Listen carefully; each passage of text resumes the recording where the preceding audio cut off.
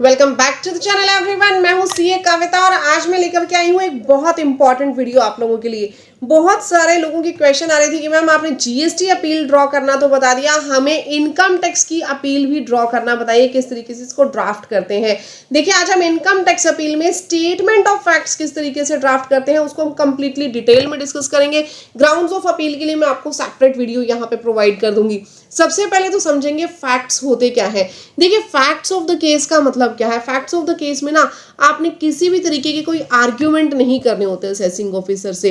आपको statement of facts में ये बताना होता है कि एक्चुअल में हुआ क्या था केस के अंदर, स्टेप बाय स्टेप आपको कॉरोनोलॉजिकल वे में। अब कॉरोनोलॉजिकल वे क्या होता है कि सबसे पहले क्या नोटिस आया था, उसका आपने क्या रिप्लाई किया, नोटिस में आपको क्या दिया हुआ था, रिप्लाई में आपने क्या लिखा, देन वापस से एओ ने आपके ऊपर क्या एक्शन लिया, क्या दोबारा से कोई नोटिस भेजा, क्या आपकी कोई आर्ग्यूमेंट उसने एक्सेप्ट भी की। तो एक कंप्लीट आपको प्रोसेस बताना होता है कि एक्चुअल में केस के क्या क्या बेस है, केस में हुआ क्या है। क्लियर।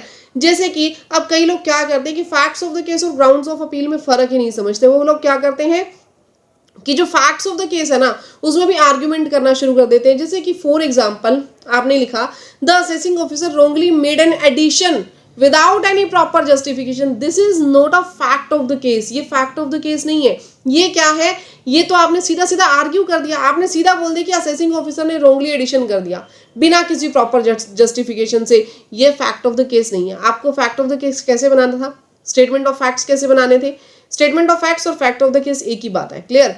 नाउ आपको यहाँ पे लिखना क्या चाहिए था, assessee filed return declaring income of rupees this, case वो सिलेक्टेड फॉर स्क्रूटनी। मैंने जस्ट हेडिंग्स इसमें बनाई है, आप कंप्लीट डिटेल में बनाइएगा।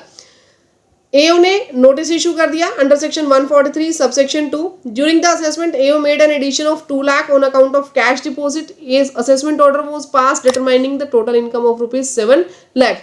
कंप्लीट हमने यहाँ पे बिल्कुल छोटे छोटे फॉर्म्स में लेकर के एक स्टोरी बता दी कि ऐसा ऐसा हुआ था। अब आप देखोगे कहीं भी मैंने जो पॉइंट्स लिखे हैं, ध्यान रखिएगा, एक एक लाइन में ऐसे 5 लाइनों में आपने स्टेटमेंट ऑफ फैक्ट्स नहीं दे रही। मैं जस्ट एग्जांपल आपको दे रही हूँ किसी भी इवेंट को, किसी भी चीज को बताने के लिए। क्लियर। यहाँ पे मैंने आपको बताया है, इसमें मैंने पांचों की पांचों लाइन में कहीं भी आर्ग्यूमेंट नहीं किया कि आपने यहाँ गलत किया, आपने ये ठीक किया। हमने सिर्फ बताया है कि एक्चुअल में हुआ क्या था। हमने सिर्फ स्टोरी बताई है, किसी के साथ कोई आर्ग्यूमेंट नहीं किया, किसी के अगेंस्ट कुछ नहीं बोला। तो यही हमारे पास स्टेटमेंट ऑफ फैक्ट्स होते हैं। इसी तरीके से आपको इसको बनाना है। अब ऑब्जेक्टिव्स की बात करें, ऑब्जेक्टिव्स में आप लोगों को एक स्टोरी क्लियरली हाईलाइट करनी है कि इस स्टोरी में हुआ क्या था। आपको जो ईओ की मिस्टेक्स हैं उसके लेके आपको ग्राउंड्स ऑफ अपील बनाने हैं। फैक्ट्स ऑफ द केस में आप कृपा करके एओ की मिस्टेक्स मत बताइएगा। जो आपके फैक्ट्स इग्नोर किए हैं एओ ने, ये भी आप बता सकते हैं। जो एओ की मिस्टेक्स हैं ये भी आप बता सकते हैं, लेकिन कहाँ पे, ग्राउंड्स ऑफ अपील में। ये आप लोगों को फैक्ट ऑफ द केस में नहीं बताना। फैक्ट्स ऑफ द केस में C3C फॉर्मूला आपके पास काम करता है। 3C यानी कि C1 clarity, complete clear story आप उसको सामने वाले को बताओ। अगर आपने मिस्टेक्स बतानी भी है एओ की तो एक इनडायरेक्ट लैंग्वेज में आप उसकी मिस्टेक्स वहां पे बता सकते हो। फैक्ट ऑफ द केस ने डायरेक्टली आपने कोई आर्ग्यू नहीं करना, इनडायरेक्ट वे में उसको समझाओ इस तरीके से जैसे स्टोरी है, बट एओ की जो मिस्टेक्स है वो वहां पे ऑटोमेटिकली प्रेजेंट हो जाए।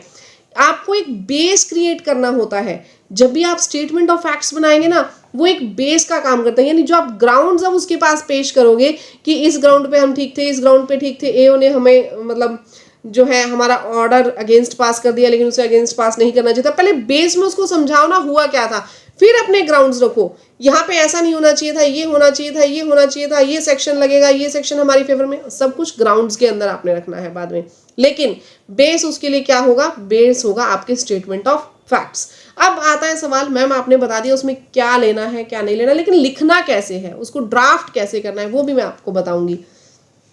देखिए आपको स्टेटमेंट ऑफ फैक्ट्स में कौन कौन से कंटेंट्स लेने हैं। जैसे कि अगर मैं जनरली बात करूं, सबसे पहले आपको इंट्रोडक्शन देना है अपने क्लाइंट का। अपने क्लाइंट का नाम आप बताइए, नेचर ऑफ बिजनेस आप बताइए, असेसमेंट ईयर कौन से असेसमेंट ईयर का केस है, टाइप ऑफ असेसमेंट कौन से टाइप की असेसमेंट चल रही है आपके क्लाइंट के ऊपर या आपके खुद के ऊपर, वो आप लोगों को पहले अपना जनरल एक इंट्रोडक्शन देना है, ओवरव्यू देना है आपके ऑफिसर को।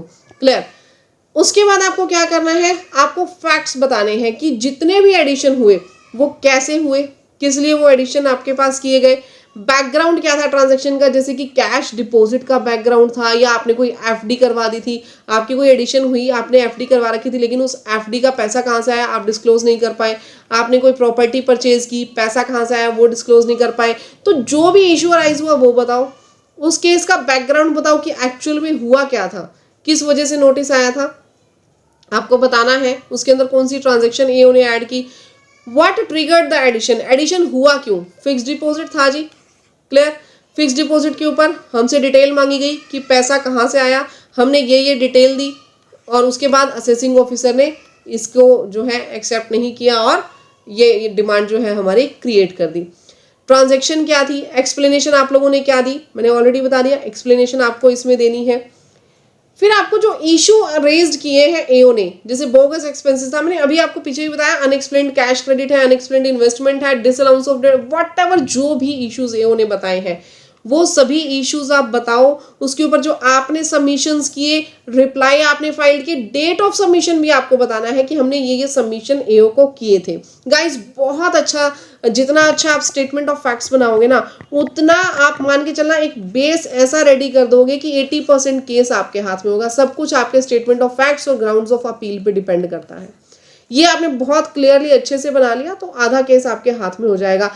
अगर आप लोग हमसे प्रोफेशनली ड्राफ्ट करवाना चाहते हैं ना अपने स्टेटमेंट ऑफ फैक्ट्स या फिर ग्राउंड्स ऑफ अपील, तो नीचे मैंने डिस्क्रिप्शन बॉक्स में कॉन्टैक्ट नंबर दिया है, आप हमारी पेड सर्विसेज वहां से ले सकते हो, बिल्कुल जेन्युइन चार्जेस के अंदर आप लोगों को एकदम प्रोफेशनल हम लोग यहाँ पे statement of facts, grounds of appeal, complete appeal ready करके देंगे।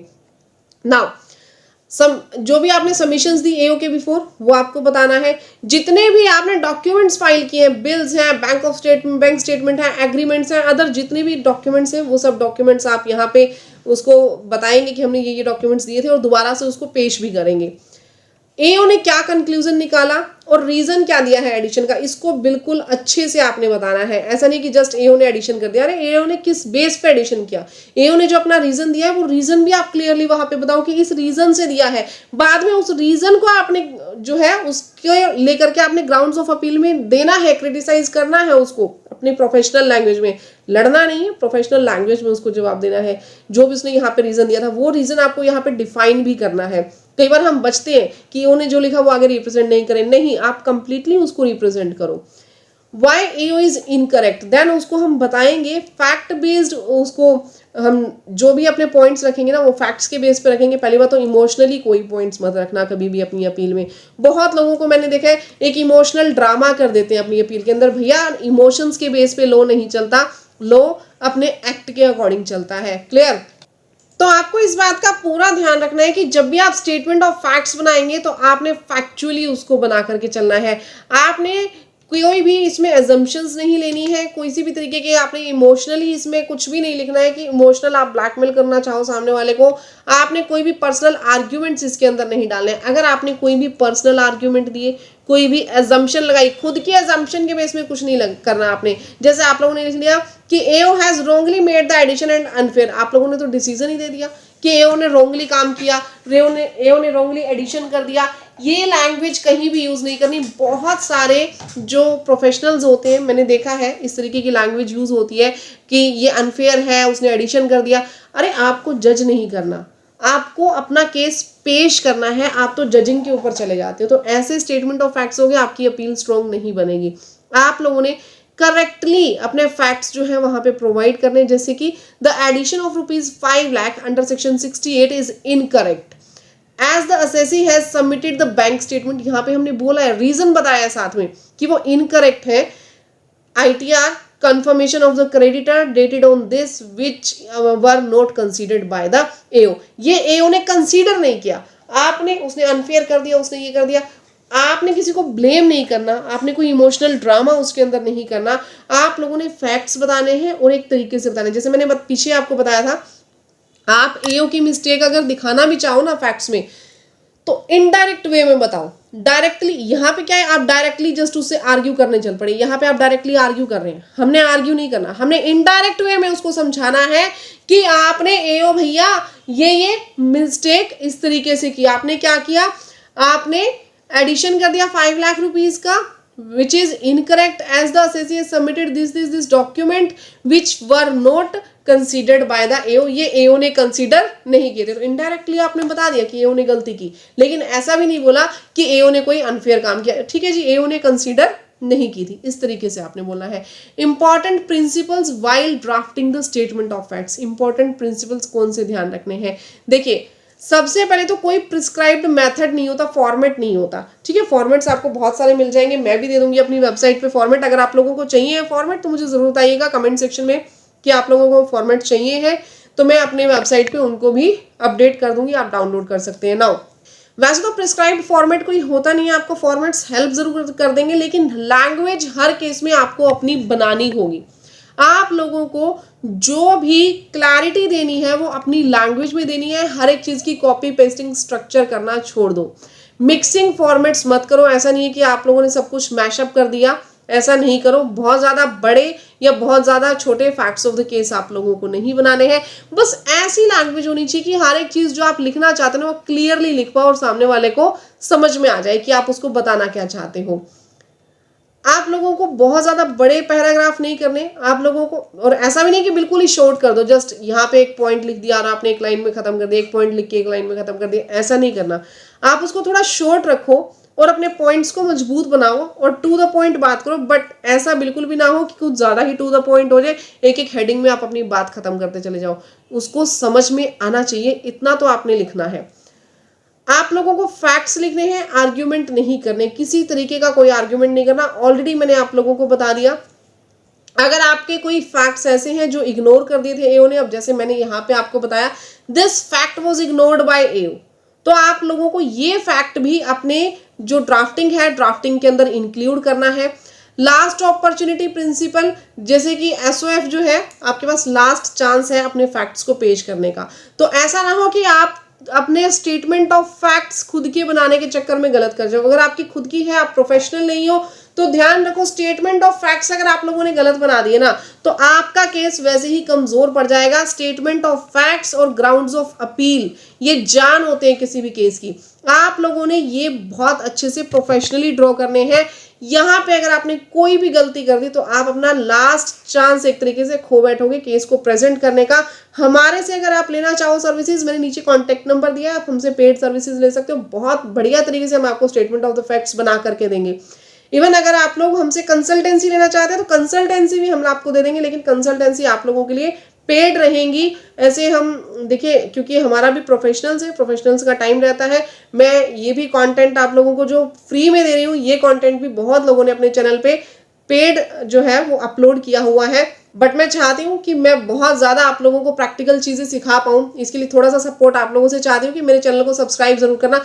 अगर मेरे चैनल को आप लोग सपोर्ट करेंगे तो मैं वादा करती हूँ आप लोगों के लिए एक एक प्रैक्टिकल सेशन लेकर के आऊँगी, जो अदर चीज अपने वीडियोस के अंदर नहीं सिखाते हैं, सिर्फ ऊपर ऊपर का बताते हैं। मैं डिटेल में आप लोगों को हर एक प्रैक्टिकल सेशन सिखाऊंगी, बट मुझे भी आप लोगों का सपोर्ट चाहिए। वीडियो को लाइक, चैनल को सब्सक्राइब और वीडियो को शेयर जरूर कीजिएगा। नोटिफिकेशन के बटन पे भी जरूर क्लिक करना है और कमेंट में भी जरूर बताना है कि वीडियो आप लोगों को कैसी लगी। क्या मैं आप लोगों को प्रैक्टिकली भी कोई केस लेकर के बनाना सिखाऊं, स्टेटमेंट ऑफ द फैक्ट्स और ग्राउंड्स ऑफ अपील, तो मुझे जरूर बताइएगा, मैं जरूर बताऊंगी। लेकिन मुझे भी इसके लिए आप लोगों का सपोर्ट चाहिए, तभी मैं आप लोगों के लिए केस वाली वीडियो प्रैक्टिकली लेकर के आऊंगी।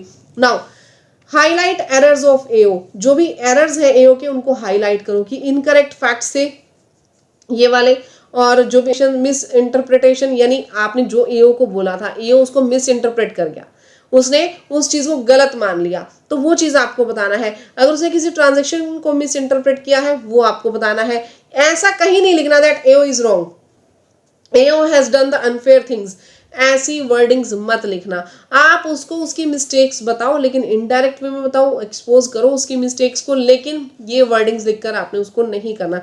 जैसे AO wrongly assumed that no documents were submitted, अरे नहीं बोलना ऐसे। the AO has submitted the assessee has submitted the bank statement and supporting document during the assessment proceeding, however the assessment order states that no supporting documents were furnished। यहाँ पे मैंने language लिखी है, बहुत अच्छे से लिखी है, लेकिन मैंने कहीं भी ये नहीं बोला कि एओ गलत है। एओ गलत प्रूव हो रहा है यहाँ पे, बट कहीं भी मैंने लैंग्वेज इस तरीके से नहीं लिखी, मैंने उसको क्रिटिसाइज नहीं किया, मैंने उसके ऊपर कोई आर्ग्यूमेंट नहीं लिखे, बट एओ यहाँ पे गलत प्रूव हो रहा है। तो ये तो बिल्कुल छोटी छोटी बातें हैं, आप लोगों को बहुत ज़्यादा चीज़ों का यहाँ पे ध्यान रखना होता है। मैं अभी हर एक चीज़ को इन्वॉल्व भी नहीं कर पाऊंगी यहाँ पे।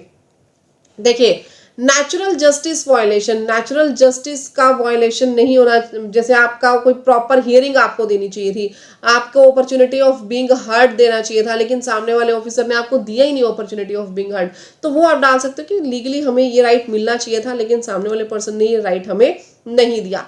आइडियल स्ट्रक्चर की अगर मैं बात करूं तो आप लोगों को सबसे पहले इंट्रोडक्शन देना है, अपनी असेसमेंट्स की प्रोसीडिंग बतानी है, देन आपको इशू वाइज अपने फैक्ट्स बताने की बैकग्राउंड क्या था, एओ ने क्या एलिगेशन लगाए, असेसी ने क्या सबमिशन दिए, एविडेंसेस क्या दी, एओ की फाइंडिंग्स क्या थी, फैक्चुअल रिब्यूटल क्या था उसके अंदर, ये सब कुछ आपको बताना है।